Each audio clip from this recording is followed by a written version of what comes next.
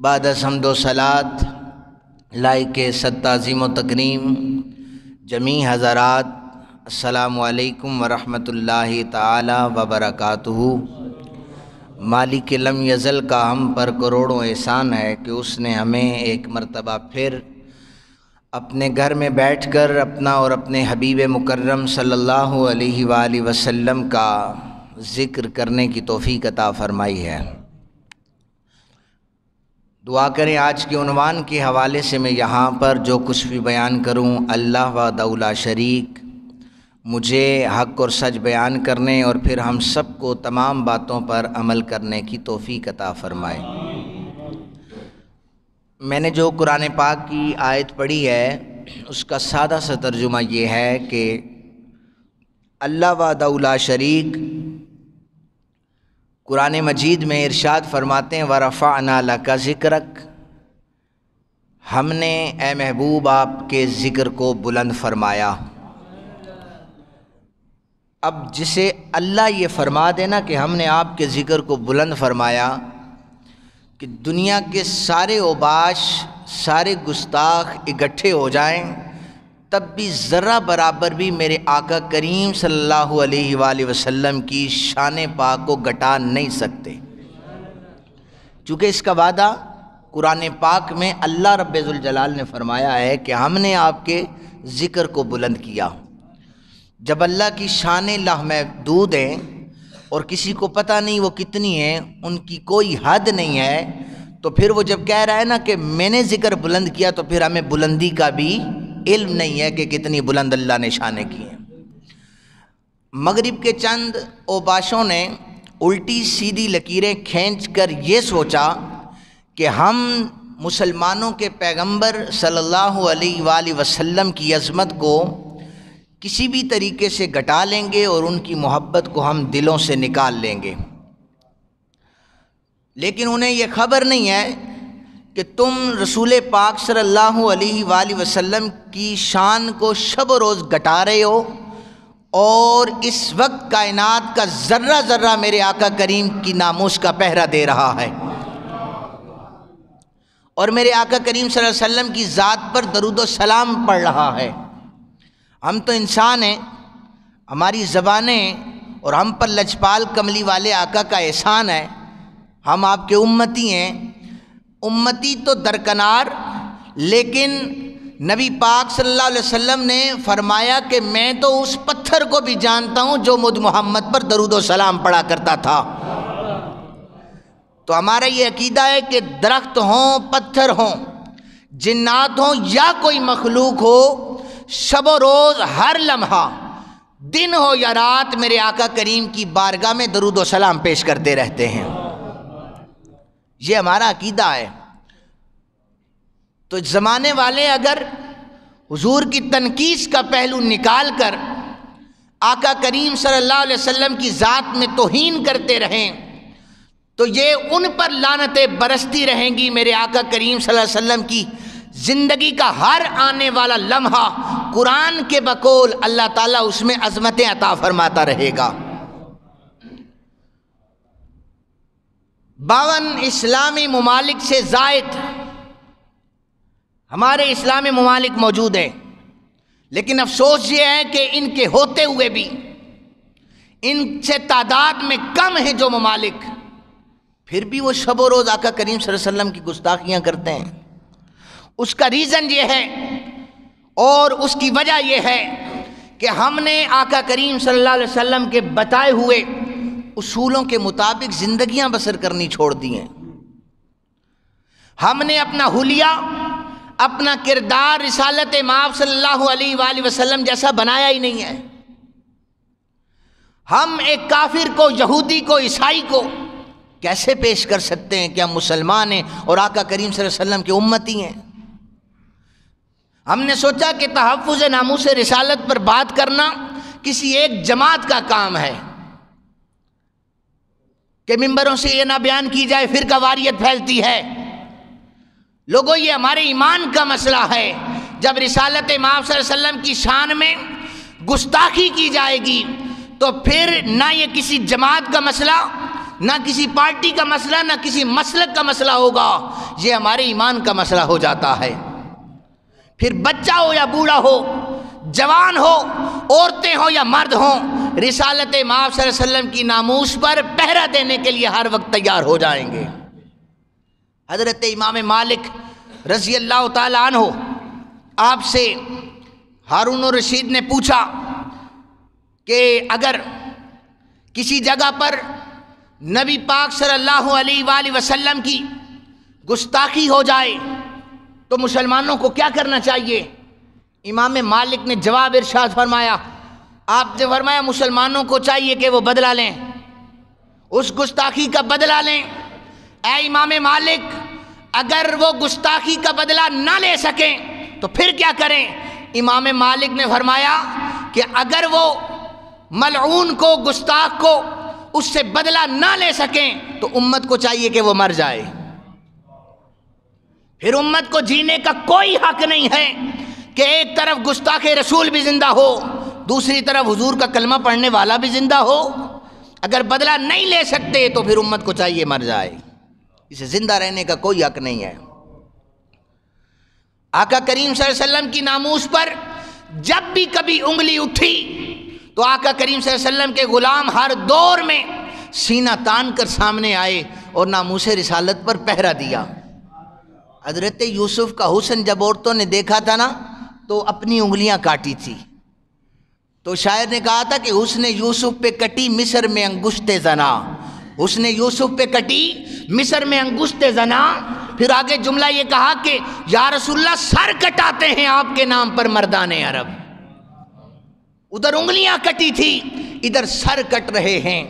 جناب حضرت ابو بکر پاک سے لے کر غازی ممتاز حسین قادری رحمت اللہ تعالی علیہ تک ہر دور میں جب جب میرے آقا کریم کی گستاخی کی گئی تو پھر یا رسول اللہ صلی اللہ علیہ وسلم کہنے والوں نے حضور کی ناموس پر پھر پہرا بھی دے دیا تھا۔ آقا کریم صلی اللہ علیہ وسلم کے ایک صحابی ہیں حضرت حبیب بن زید رضی اللہ تعالیٰ عنہ، آپ بڑے جلیل القدر صحابی ہیں۔ مسیلمہ کذاب نے حضور کی گستاخی کی، اس نے نبوت کا دعویٰ کیا تو کملی والے آقا کریم صلی اللہ علیہ وسلم نے خط لکھا۔ خط لکھنے کے بعد، اچھا یہ حبیب بن زید کے بارے میں یہ بتاتا چلوں، بڑے غریب صحابی تھے، بہت غریب تھے۔ تو یہ ان کے پاس کوئی دکان کاروبار ایسا نہیں تھا، لیکن کھجوریں توڑتے تھے، کسی کی مزدوری کر کے کھجوریں توڑتے، سر پہ رکھتے، بازاروں میں پھر پھر کے بیچا کرتے تھے کھجوریں۔ اللہ تعالیٰ نے انہیں غریب ہی رکھا تھا، تو صحابہ کرام کی مجلس اسی طرح بپا تھی۔ تو جب پتہ چلا نا کہ مسیلمہ کذاب نے حضور کی شان میں اس نے نبوت کا دعویٰ کیا ہے اور گستاخی کی ہے، حضور نے فرمایا کہ مسیلمہ کذاب کو جواب کون دے گا؟ ابھی صحابہ پہلے بولتے تو حضرت حبیب بن زید کونے میں بیٹھے ہوئے کھجوریں کھا رہے تھے، ان کے منہ میں ابھی کھجوریں باقی تھی نا، دوڑ کر آگے تشریف لے آئے، اور جو یہ بولے نا تو ان کے منہ سے وہ جو کھجوریں کو ذرات تھے وہ صحابہ کہتے ہیں ہمارے منہ پر آگے لگے۔ ہم نے کہا حبیب بن زید پہلے کھجوروں کو نیچے اتار، پہلے انہیں پوری کھا لے، نگل لے، پھر آ کر تو جواب دینا، بات کرنا۔ حبیب بن زید کہنے لگے اگر کھجوریں کھاتا رہا تو حضور کی ناموس پر پہرا پھر کوئی اور دے دے گا، میں پیچھے نہیں رہنا چاہتا۔ یا رسول اللہ صلی اللہ علیہ وسلم میں پہرا دوں گا، میں غریب ضرور ہوں پر آپ کی ناموس پر پہرا دینا چاہتا ہوں۔ حبیب بن زید کو حضور نے خط لکھا اور دے دیا، حبیب بن زید جا کر مسیلمہ کذاب کی بارگاہ میں یہ دے دے۔ حبیب بن زید نے خط لیا اور مسیلمہ کذاب کے پاس چلا گیا۔ یہ صحابی رسول غریب ضرور تھے، لیکن اللہ نے انہیں آقا کریم صلی اللہ علیہ وسلم کی محبت اور عشق سے سرشار فرمایا ہوا تھا۔ اور بادشاہوں کا انداز یہ ہوتا ہے کہ وہ خط خود نہیں پڑھتے، وہ اپنے ساتھ جو ان کا کھڑا ہوتا ہے وزیر اسے پڑھواتے ہیں۔ تو جو ہی اس کے مشیر نے، وزیر نے خط پڑھا نا تو اس پہ کذاب لکھا ہوا تھا۔ کذاب کا مطلب جھوٹا ہوتا ہے۔ اس نے اونچی آواز سے پڑھا تو اب مسیلمہ کچھ کر نہیں سکتا تھا، اسے پتا تھا کہ بڑے دربار میں مجھے کذاب کہا جا رہا ہے۔ اس نے تلوار نکالی، اس نے کہا حبیب تیرے نبی نے تو مجھے کذاب کہا ہے، تیرا کیا عقیدہ ہے میرے بارے میں؟ اس نے سوچا بڑے مجمع میں یہ نبی پاک صلی اللہ علیہ وسلم کی طرف سے آنے والا ڈر جائے گا۔ حبیب بن زید کہنے لگے حضور نے 1 مرتبہ تجھے کذاب لکھا ہے، اللہ کی قسم 70 مرتبہ تجھے کذاب کہنے کے لیے تیار ہوں۔ مسلمہ آگے بڑھا، حضرت حبیب بن زید نے کہا تو کذاب ہے۔ اس نے آپ کی یہ بازو جدا کر دی، یہ بازو تڑپ رہی تھی تو سوچا اس مسلمہ کذاب نے حبیب بن زید زخمی ہو چکا ہے، خون کافی بہہ چکا ہے، تو اب ایسا کرتا ہوں پھر پوچھ لیتا ہوں، اے حبیب بن زید اب بتا کیا مجھے کذاب کہے گا؟ حبیب بن زید کہنے لگے جسم کے ٹکڑے ٹکڑے کر دے تب بھی تجھے کذاب کہتا رہوں گا۔ دوسری بازو بھی اس نے کاٹی ہے، اس نے چھاتی پر پاؤں رکھ کر پھر یہ پوچھا۔ حبیب بن زید کہنے لگا ہر ایک ذرہ تو میرے جسم سے جدا کر دے، ہر عضو جدا کر دے۔ حبیب بن زید حضور کی محبت میں اتنا گم ہو چکا ہے تب بھی تجھے کذاب کہے گا، نبی نہیں مانے گا، تجھے کبھی نبی نہیں مان سکتا۔ تو یہ ناموس رسالت صلی اللہ علیہ وسلم کا پہرا، چاہے کوئی غریب ہو یا امیر ہو، اللہ تعالیٰ جس کے مقدر میں لکھ دیتا ہے اسے عطا فرما دیتا ہے۔ حضرت حسان یہ لڑ نہیں سکتے تھے، حسان بن ثابت رضی اللہ تعالیٰ عنہ حضور کے ثنا خان تھے، آج ہم انہی کی سنت پوری کر رہے ہیں۔ اللہ تعالیٰ ہمیں بھی یہ طاقت دے کہ میدان میں جا کر گستاخوں کا مقابلہ کریں۔ آقا کریم صلی اللہ علیہ وسلم کی گستاخی ہوئی، صحابہ ننگی تلواریں لے کر سامنے کھڑے ہو گئے۔ حضور نے فرمایا میرے حسان یہ ممبر تیرے سامنے ہے، یہاں پر بیٹھ کر تو ممبر سے بیٹھ کر گستاخوں کو جواب دے۔ حضرت حسان ممبر پر بیٹھے اور آقا کریم صلی اللہ علیہ وسلم کی شان میں قصیدے پڑھنے لگے کہ کافرو تم آقا کریم کی شان کو گھٹانا چاہتے ہو، رب کعبہ کی قسم حسان بن ثابت اور حسان بن ثابت کے ماں باپ کملی والے مصطفیٰ کی قدموں پہ قربان ہو جائیں گے، ہمارے سینے چھلنی ہو جائیں گے، لیکن آقا کریم کی شان میں گستاخی برداشت نہیں کریں گے۔ حضور نے فرمایا جہاں پر میرے صحابہ کی ننگی تلواریں مقابلہ کرتی ہیں وہاں پر میرے حسان کی زبان مقابلہ کر رہی ہے۔ حضور نے فرمایا میرے حسان کی مدد کے لیے، یہ جو اشعار پڑھ رہا ہے، حسان کی مدد کے لیے آسمان دنیا سے فرشتے بھی آ چکے ہیں۔ یہ ناموس رسالت پر پہرا کوئی عام بات نہیں ہے۔ اور فرمایا کہ جو ناموس رسالت کی بات کرتا ہے اس کی پشت پر نبی پاک صلی اللہ علیہ وسلم کا ہاتھ ہوا کرتا ہے، پھر وہ کبھی اس کے پاؤں میدان سے ڈگمگاتے نہیں ہیں، وہ گستاخوں کی آنکھوں میں آنکھیں ڈال کر بات کرتا ہے۔ صحیح بخاری شریف کی حدیث پاک 1846 نمبر صحیح حدیث پاک ہے۔ مکہ فتح ہوا نا تو آقا کریم صلی اللہ علیہ وسلم نے اعلان فرمایا جو ابو سفیان کے گھر میں داخل ہوا اسے بھی امان، دروازہ بند ہوا اسے بھی امان، سین حرم میں آ گیا اسے بھی امان۔ فرمایا کسی سے آج بدلہ نہیں لیا جائے گا۔ بہت بڑا مجمع تھا، 10,000 کا لشکر مکہ پاک میں انٹر ہو رہا تھا، اور ہر ایک یہ سوچ رہا تھا بدلہ لیں گے، لیکن حضور نے فرمایا بدلہ نہیں لیا جائے گا۔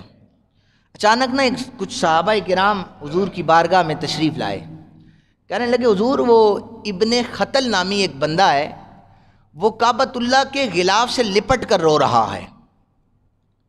اب قانون کیا تھا کہ جو حرم میں داخل ہو گیا اسے امان دی جائے گی۔ ابن خطل نے سوچا کہ حرم تو دور کی بات، میں کعبۃ اللہ کے غلاف سے لپٹ لیتا ہوں پھر روتا ہوں، ہو سکتا ہے میری بخشش کا سما ہو جائے، ہو سکتا ہے مجھے حضور معاف فرما دیں۔ حضور کے کانوں میں جب یہ خبر پہنچی، آقا کریم صلی اللہ علیہ وسلم نے فرمایا ابن خطل چاہے کعبۃ اللہ کے غلاف میں لپٹا ہوا ہے، جاؤ اور اسے سین حرم میں قتل کر دیا جائے۔ یہ ابن خطل اپنی لونڈیوں سے حضور کی شان میں توہین کرنے کے لیے گیت گوایا کرتا تھا، ازواج مطہرات کی شان میں تنقیس کیا کرتی تھی اس کی لونڈیاں۔ حضور نے فرمایا ان کی لونڈیوں کو بھی واصل جہنم کر دیا جائے، ابن خطل کا خون بھی بہا دیا جائے۔ صحابہ میں سے حضرت زبیر رضی اللہ تعالیٰ عنہ آپ نے جا کر اسے واصل جہنم کر دیا۔ پتہ یہ چلا کہ جو آقا کریم صلی اللہ علیہ وسلم کی ناموس کی خاطر اور گستاخی کرے گا شان میں، وہ چاہے کعبۃ اللہ کے اندر بھی چلا جائے اسے کسی قسم کی معافی نہیں دی جائے گی۔ پھر قانون بدل دیے جاتے ہیں، پھر جہاں پر امان ہو وہیں پر گستاخ رسول آ جائے قانون کو بدل دیا جاتا ہے۔ پھر یہ نہیں دیکھا جاتا کتنا بڑا مومن ہے۔ فرمایا قرآن کہتا ہے ان تحبط اعمالکم وانتم لا تشعرون، تمہیں خبر ہی نہیں ہوگی، تمہارے اعمال ضائع کر دیے جائیں گے۔ کفار کیسے گستاخی نہ کرے؟ ہمارے ممبر و محراب سے ہی بیٹھ کر حضور کی محبت سکھائی نہیں جاتی؟ یہیں سے بیٹھ کر کہتے نہیں حضور کا علم تو ہمارے علم کے برابر تھا، جب تم نے نبی کو اپنے برابر کہہ لیا ہے تو انڈیا کے گستاخ کو کیا پرواہ ہے تمہارے نبی کی؟ تم ممبر پر بیٹھو، یہ محبت لے کے بیٹھو کہ رب کعبہ کی قسم ہمارے مصطفیٰ کریم وراء الورا ہے، وہ افضل البشر ہیں، بے مثال بشر ہیں، ان جیسا نہ کائنات میں آیا ہے نہ آئے گا، نہ رب نے دوسرا کوئی حضور سے بنایا ہے۔ یہ کیسا عقیدہ ہے؟ نماز میں حضور کا خیال آ جائے تو نماز ٹوٹ جاتی ہے، فلاں یہ کہہ دے تو یہ ہو جاتا ہے۔ تم اپنے عقیدے اپنے پاس رکھو، جب ممبروں سے لوگوں کی تربیت نفرت پھیلا کر کی جائے، محبت رسول کو نکالا جائے گا تو سنو پھر گستاخیاں ہوتی رہیں گی۔ تم انہیں بتاؤ کہ خبردار ذرہ برابر بھی، دیکھیں اعلیٰ حضرت سے کسی نے پوچھا تھا کہ حضور صلی اللہ علیہ وسلم کے کپڑوں پر مٹی بھی تو لگ جاتی ہوگی تو ہم اس کو کیا کہیں؟ اب ایک بندے کے کپڑے پہ مٹی لگے، بندہ کہتا ہے نا کپڑے میلے ہو گئے، تو یہ کہ اعلیٰ حضرت فرمایا نہیں، ایسا نہیں کہنا، گستاخی ہو جائے گی، بلکہ جب مٹی حضور کے کپڑوں سے لگے تو یہ کہا کرو کہ مٹی نے حضور کے کپڑوں میں پناہ لے لی ہے۔ حضور کے بال مبارک کو بھی چھوٹا نہ کہو، حضور کی نالین مبارک کی بھی توہین نہ کرو، اگر ایسے لفظ کہے تو تمہارے اعمال ضائع ہو جائیں گے، تمہیں خبر ہی نہیں ہوگی۔ ابو لہب، یہ اب لہب کا مطلب ہوتا ہے خوبصورت، سرخ گالوں والا، اتنا خوبصورت تھا، بڑا مالدار تھا۔ جب کبھی فاقے ہو جاتے تھے تو اس کے گھر میں سونے کی اس وقت بھی اینٹیں موجود ہوا کرتی تھی، اس کے پاس اتنا مال تھا، خوبصورتی بھی تھی، مال بھی تھا، اور پورے مکہ کا سردار بھی تھا۔ نبی پاک صلی اللہ علیہ وسلم کے رشتے میں یہ چچا بھی تھا۔ اس نے آ کر جب آقا کریم صلی اللہ علیہ وسلم نے اسلام کی دعوت دی تو اس نے کہا کہ استغفر اللہ نعوذ باللہ، اس نے گستاخی کی اور ہاتھ توڑنے کی بات کی کہ جس انگلی سے آپ نے اشارہ کیا نا میں توڑ دوں گا۔ یہ چچا تھا، عمر میں بڑا تھا، اس نے گستاخی فوراً کر دی۔ اسے نہیں پتا تھا کہ حضور کی گستاخی کریں تو پھر اللہ تعالیٰ کی لاٹھی بے آواز ہے، وہ بدلہ کیسے لیتی ہے۔ ابو لہب نے یہ کہا تو پھر اللہ تعالیٰ نے قرآن کی آیت نازل فرمایا، تبت یدا ابی لہب وتب۔ تو میرے مصطفیٰ کی ایک انگلی کی بات کرتا ہے، ابو لہب تیرے دونوں ہاتھ ٹوٹ جائیں، خبردار تو میرے نبی کی تنقیص کر رہا ہے، قرآن یہ کہتا ہے تیرے دونوں ہاتھ ٹوٹ جائیں۔ خوبصورتی میں، سرداری میں، پیسے میں بہت زیادہ۔ اچانک ابو لہب کے جسم میں ایک بیماری پیدا ہو گئی، اس کے جسم میں ریشہ جمنا شروع ہو گیا، اتنا تھا کہ پھر وہ جسم سے باہر آنے لگا، اسے کیڑے پڑنے لگے۔ بیٹوں نے اسے کمرے میں بند کر دیا، یہ دروازہ کھٹکھٹاتا تھا کوئی مجھے باہر نکالے، یہ ایک سردار کا عالم ہے۔ تو آخر اس نے کسی طریقے سے باہر آیا، بازاروں میں یہ گھوما کرتا تھا تو وہیں پر اسے موت آ گئی۔ اس کی جو لاش تھی وہ چوک میں پڑی ہوئی تھی، کوئی اسے ہاتھ لگانے کے لیے تیار نہیں تھا۔ کسی نے بیٹوں سے کہا تمہارا باپ ہے، آگے بڑھو، اپنے باپ کو جا کر ایک سائڈ پہ رکھو، کسی مٹی میں دفن کرو، سارے شہر میں بدبو پھیلی ہوئی ہے۔ تو انہوں نے اب غلام کو پیسے دیے، انہوں نے رسی گلے میں ڈال کر گھسیٹ کر اسے کھڈے میں پھینکا۔ آج اس کی لاش کا اندازہ نہیں ہے کس جگہ پر دفن ہوئی تھی۔ اندازے سے لوگ بتاتے ہیں یہاں پر کفار کی جو ہے وہ لاشیں پڑی تھی، یہاں پر دفن کی گئی، کھڈے میں اسے پھینکا گیا۔ لیکن آج بھی اگر لاہور کے قبرستان میانی شریف میں چلے جاؤ، غازی علم الدین شہید کا قبر تمہیں دور سے نظر آ جائے گی، جہاں پر کروڑوں لوگ سال بھر میں آ کر فاتحہ بھی پڑھتے ہیں اور نبی پاک صلی اللہ علیہ وسلم کی پاک ذات پر درود و سلام بھی پڑھا کرتے ہیں۔ یہ ابو لہب پیارا بھی تھا، سردار بھی تھا، لیکن علم الدین کو تو اپنا نام بھی لکھنا نہیں آتا تھا۔ اور قائد اعظم محمد علی جناح یہ فرما رہے تھے، لوگوں مجھے رستہ دو، میں علم الدین کی چارپائی کو کندھا دینا چاہتا ہوں۔ یہ میرے لیے شرف ہے کہ علم الدین کی چارپائی کو کندھا دے لوں۔ علامہ اقبال نے جب لحد میں اسے اتارنے لگے، علم الدین کو جب اتارنے لگے تو علامہ اقبال نے فرمایا، لوگوں پیچھے ہٹو، مجھے اس مصطفیٰ کریم صلی اللہ علیہ وسلم کے عاشق کو خود لحد میں اتارنے دو۔ آبرو ماں ز نام مصطفیٰ است، اللہ رب ذوالجلال کی قسم ہے ہماری عزتیں حضور صلی اللہ علیہ وسلم کی ناموس سے ہیں۔ ہمیں جو مقام ملا ہے وہ کملی والے آقا کریم صلی اللہ علیہ وسلم کی بارگاہ سے ملا ہے۔ اس لیے ترازو نہ لگاؤ، اپنے علم کو حضور کے برابر تولو، یہ ایسا خیال بھی تمہارے اعمال کو ضائع کر دے گا۔ حضرت سیدنا ابو بکر پاک رضی اللہ تعالی عنہ، آپ کے سامنے آپ کے والد گرامی نے حضور کی گستاخی کی، آپ نے تھپڑ رسید کیا اپنے والد کو۔